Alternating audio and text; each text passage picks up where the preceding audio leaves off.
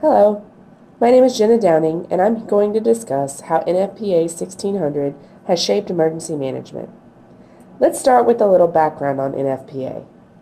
The National Fire Protection Association, or NFPA, was originally started in 1896 by a group of sprinkler and fire insurance firms.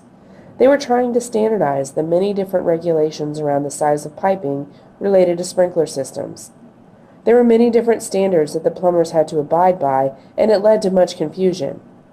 By standardizing those requirements, the work of the plumbers for sprinkler systems was much simpler.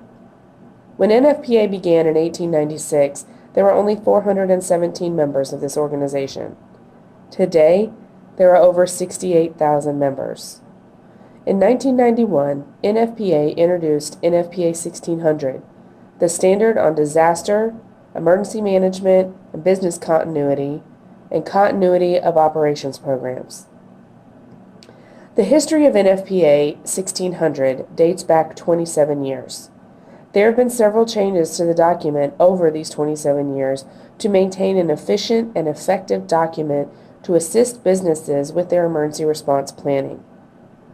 In 1991, the NFPA Standards Council established the Disaster Management Committee.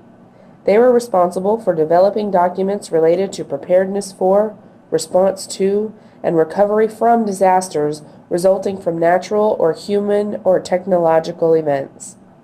4 years later, in 1995, NFPA 1600's recommended practice for disaster management was presented to the NFPA membership at their annual meeting in Denver, Colorado.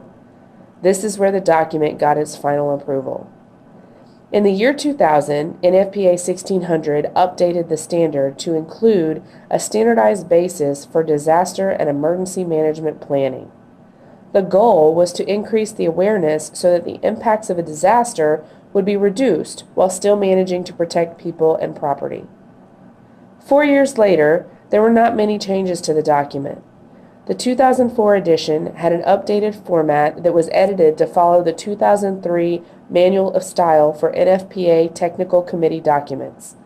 The 9/11 Commission also recommended updating terminology throughout the standard to have a more cohesive document. The terminology was updated, but there were no changes to the overall content of that document. In 2007, NFPA 1600 expanded on some of the ideas laid out in the 2004 edition. The 2007 edition identified an additional aspect of the disaster to focus on: prevention, in addition to the other four that were previously identified: mitigation, preparedness, response, and recovery.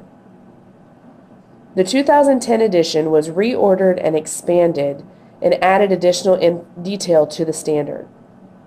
The 5 aspects that were identified and defined in the 2007 version were separated out into different chapters in this edition in order to add more detail to the specific focus areas.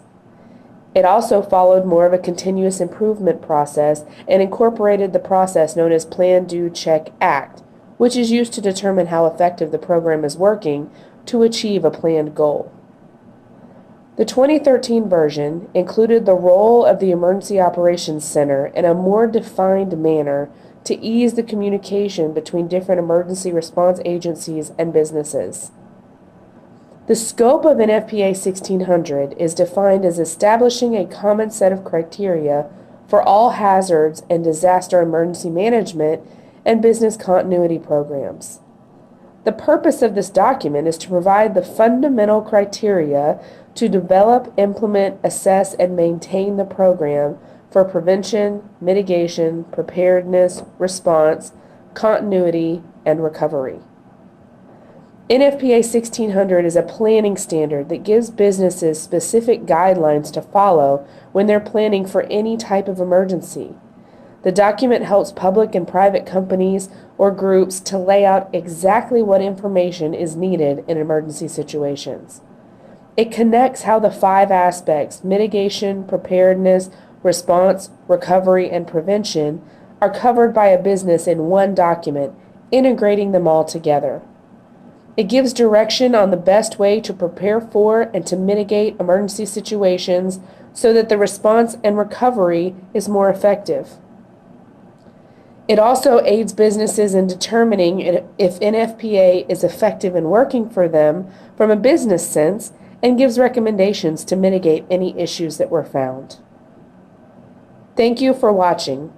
I hope this helps you understand a little more about NFPA 1600 and how it is shaping emergency management.